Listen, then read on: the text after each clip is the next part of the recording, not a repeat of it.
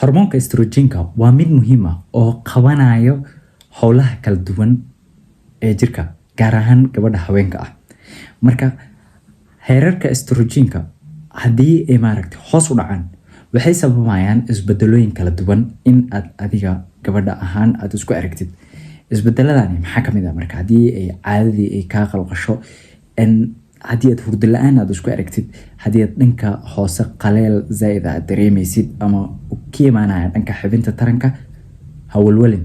Haddana waxaa halkan aan kugu soo gudbini doonaa sababaha keeno in uu hormoonka estrogenka uu hoos u dhaco iyo calaamadaha aad ku garan kartid oo muhiimka ku ah.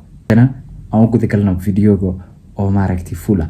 haddii aad nagu cusub tahay, fadlan ha kiilowin channelka subscribe, like and share-ka. haddana calaamadihii 10 calaamadood oo inaad iska ilaalisid loo baahan yahay ku ogaani kartid hormoonkaaga estrogenka in uu hoos u dhacsan yahay. Calaamad koowaad waxaa waaye xilligii caadada oo aan joogto ahayn, caadadii oo si joogta aad u helaynin, mise caadadii oo kaa maqanba iyadoo idalba kaa luntay.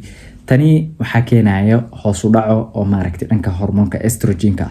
Estrogenka wuxuu yahay waa hormoon ka caawinayo ugxansidahaada soo sii daynayo ugxansidahaada ama ovariska uu soo sii daynayo. Hormoonada ovariska uu soo sii daayo waxaa kamid ah estrogenka, progesteronka. Marka haddii estrogenka ama E2ga uu hoos u dhacsan yahay ama estradiolka uu hoos u dhacsan yahay, maxaa kula soo xiriiraya in caadadaada. Arinta koowaad waxaa in ay qalqal oo dhanka caadada aad isku aragtid ama caadadii oo kaa maqanba si joogto ah aad u helaynin.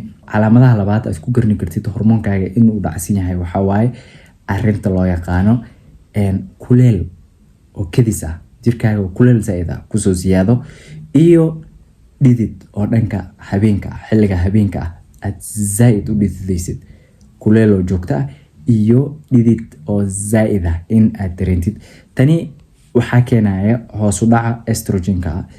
Wuxuuna sababi karaa kuleel oo lama filaan ah inaad isku aragtid oo dhanka jirka ah, sidoo kale dhidid oo zaaid ah habeenkii inaad isku aragtid, taasoo ku keeni karta ama ka dhigaysa habeenada ama mise habeenadaada kuwa aan raaxo aan lahayn oo in aad hurdadii oo idil aad jiifkii oo idil aad astaanta saddexaad aad ku garan kartid inuu hormoonkaaga estrogenka uu dhacsan yahay waxaa waaye waxaa loo yaqaano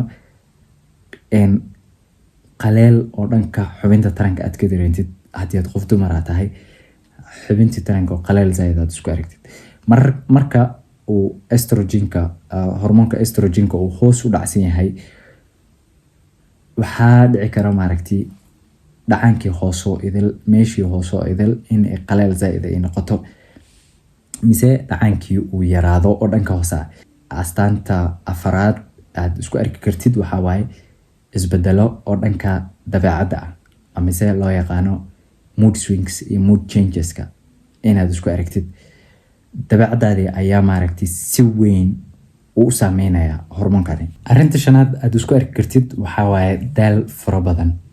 daalkani wuxuu la xiriiraa isagana sidoo kale hormoonka estrogenka oo hoos u dhaco. Arinta lixaad aad isku arki kartid waxaa waaye hurdadii oo kaa seegto, mise hurdadii helistii oo hurdo la-aan kugu dhacdo. Hurdo la-aantani waxyaalooyin kale oo badan baa keeni kara, laakiinse haddii aad qof dumar tahay oo hormoonkaaga uu hoos u dhacsan yahay, waxa uu ku keenayaa mise gaar ahaan hormoonka estrogenka hadduu hoos u ka yahay, wuxuu keenayaa in uu hurdo la-aan ku keeno. Arinta toddobaad ayaa ah in ama astaanta toddobaad aad ku garan kartid hormoonkaaga in uu hoos u yahay waxaa waaye timaha oo kaa go'a, mise timihii oo go'ashadoodii oo badata, mise timihii oo bixi waayo oo bixitaankii timihii ee abuuritaankii uu sii yaraanayo, timihii oo waqti walba go'ay. Estrogenka wuxuu ka qayb qaataa si door muhiim ah ugu qaataa mise gacan weyn ugu qaataa kobcitaanka timaha. Haddii marka uu hoos u dhaco estrogenkani, waxaad isku arkaysaa inaad timahaaga ay go'ayaan waqti walba. Astaanta kale oo dhanka maqaarka aad ku arki kartid, skin changeska aad isku arki kartid, skinkaaga oo dry ah mise skinkii oo qalalan waqti walba inaad isku aragtid ayaa dhici karta. Tanina waa astaan ku keeni karto in mise waa astaanaad ku garani kartid hormoonkaaga estrogenka in uu hoos u yahay. Ugu dambeyntii labada arrin ugu dambeysa ayaa dhibaatooyinka kaala soo xiriiri kara dhanka xasuusta iyo fikirka. Taasi waxaa waaye like memory losska waxa loo yaqaano dhanka xasuusta ah iyo fikirkii oo maaragtay depression maaragtay